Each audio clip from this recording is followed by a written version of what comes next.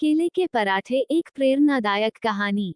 रमेश एक छोटे से गांव का ईमानदार और मेहनती व्यक्ति था। वह शहर में एक छोटी नौकरी करता था और किसी तरह अपने परिवार का गुजारा कर रहा था। उसकी पत्नी सीमा एक गृहिणी थी और उनका बेटा राहुल एक अच्छे स्कूल में पढ़ता था। रमेश की आमदनी सीमित थी, लेकिन उसने कभी अपने परिवार की जरूरतों को अधूरा नहीं छोड़ा।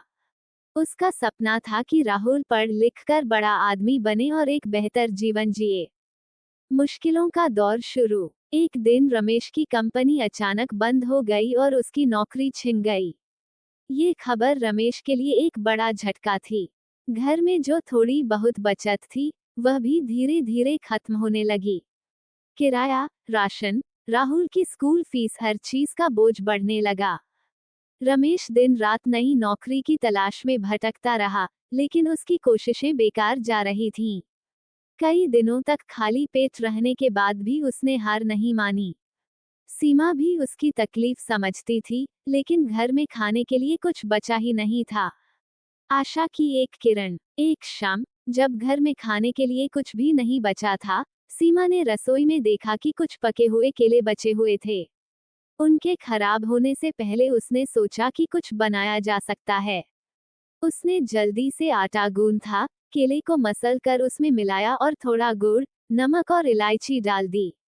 इस मिश्रण से उसने पराठे बेलकर तवे पर सेंकना शुरू किया। पराठों की खुशबू पूरे घर में फैल गई। जब पराठे तैयार हुए, तो उसने रमेश और राहुल को खाने के लिए बुलाया। उन्होंने पराठे खाए और उनकी आंखों में खुशी और संतोष साफ झलक रहा था। राहुल बोला, माँ, ये पराठे तो बहुत स्वादिष्ट हैं। अगर आप इन्हें बाजार में बेचेंगी, तो लोग इन्हें जरूर पसंद करेंगे। हिम्मत से शुरू हुआ सफर। राहुल की यह बात रमेश और सीमा के दिल में घर कर गई। अगले दिन, उन्होंने अपनी बची हुई बचत से एक पुरानी ठेली खरीदी।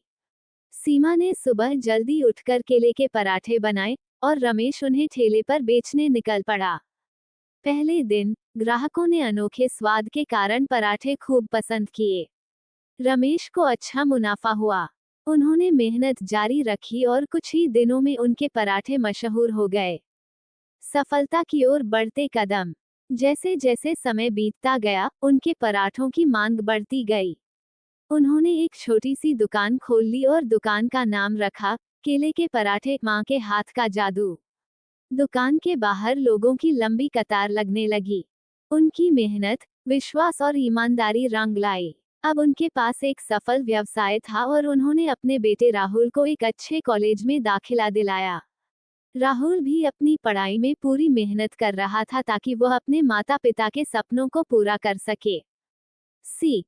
ये कहानी हमें सिखाती है कि जीवन में चाहे कितनी भी मुश्किलें आएं, हमें हार नहीं माननी चाहिए। समस्याओं को अवसरों में बदलने का जज्बा ही सफलता की कुंजी है। साधारण चीजों से भी असाधारण सफलता हासिल की जा सकती है, बस जरूरत है मेहनत, धैर्य और सही सोच की। कोशिश करने वालों की कभी हार नहीं होती।